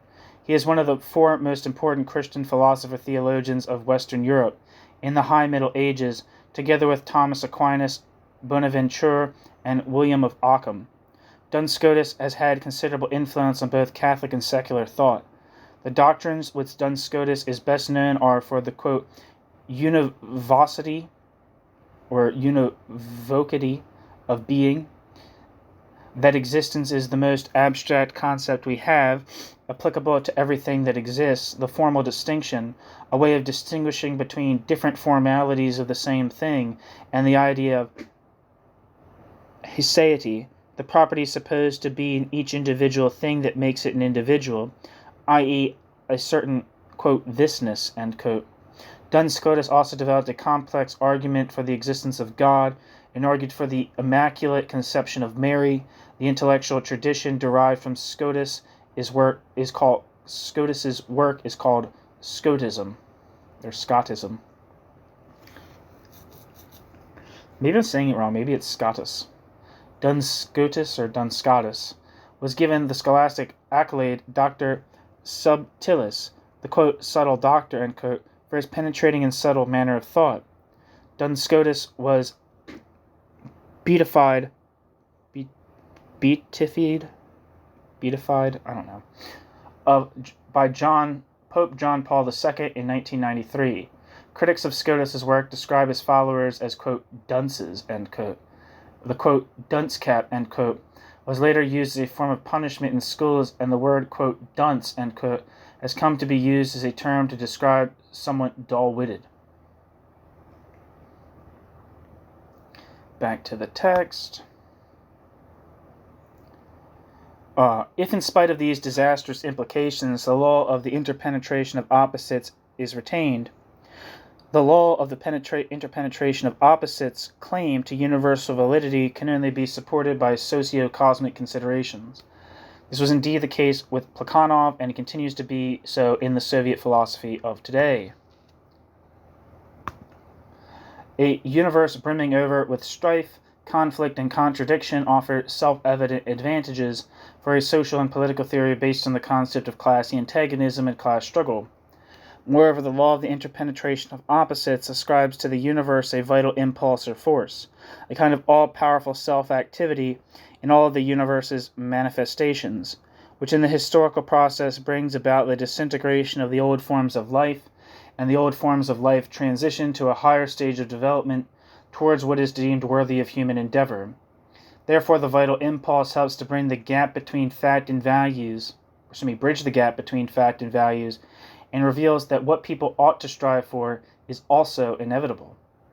The sociomorphic projection into the cosmos of certain ways of viewing social life and social life's problems provides the basis for presenting the universe as a normative model for man and society, and the man-made laws and norms as inferences which are deduced from the cosmic order. Footnote. See E. Topich, Sozialphilosophie zwischen Ideologie und Wissenschaft. End footnote. Since a socio-cosmic theory attributes to the universe the values with which the thinker wishes the universe to be endowed, a socio-cosmic theory can easily be used to support definite views about the role which man should play, the course of action which man should follow, and the conduct which man should adopt. It supports the claim that the ethical, social, and political system derived from dialectical materialism is a set of genuine propositions whose validity can be determined with scientific precision, for it is actually based upon the results of science. Dialectical materialism proves to be a sociocentric cosmology which views the universe and searches for an understanding of the universe by relating the universe to society. In a cosmology based upon social and political thought patterns, natural events and natural regularities are conceived in analogy to the processes and regularities observed in social and political life. The dialectical law of the interpenetration of contraries, together with the doctrine of the transition of everything into everything's own opposite, and the law of the transformation of quantity into quality, including the doctrine of leaps, are instances of socio-cosmic laws produced by this application of sociomorphic patterns of thought.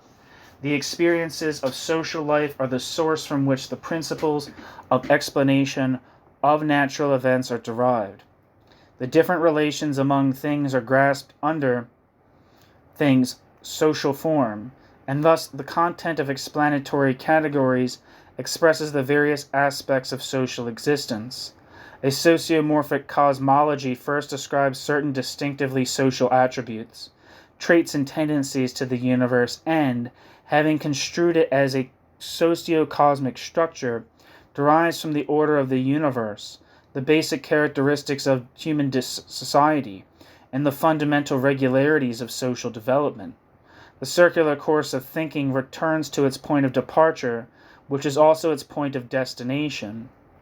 Although dialectical materialism only acquires a pronounced sociomorphic form in Lenin and Stalin, dialectical materialism, it was Plekhanov who initiated this development.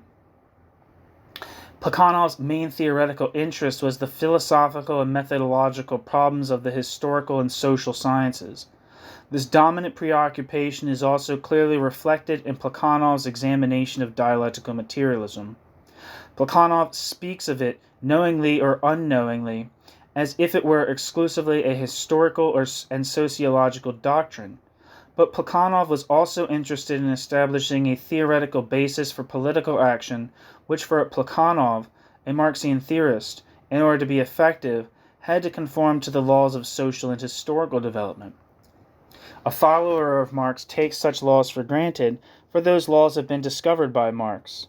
But being also Hegelian in the sense that Plekhanov put speculative reason over and above mere understanding, Plekhanov must have felt that the objectivity of these laws is not fully secure unless we are able to, quote, deduce, end quote, them from the general laws of the universe. Plekhanov could achieve this, however, only if these universal laws were expressed in socio-cosmic terms and established within a scheme of nature that put society at its center. Plekhanov had a scholarly mind, but his decisive influence was in transforming dialectical materialism into a, quote, political cosmology, end quote, cosmological politics, end quote. At any rate, it was Plekhanov who wittingly or unwittingly made the first step in this direction and pushed dialectical materialism onto this course. Footnote.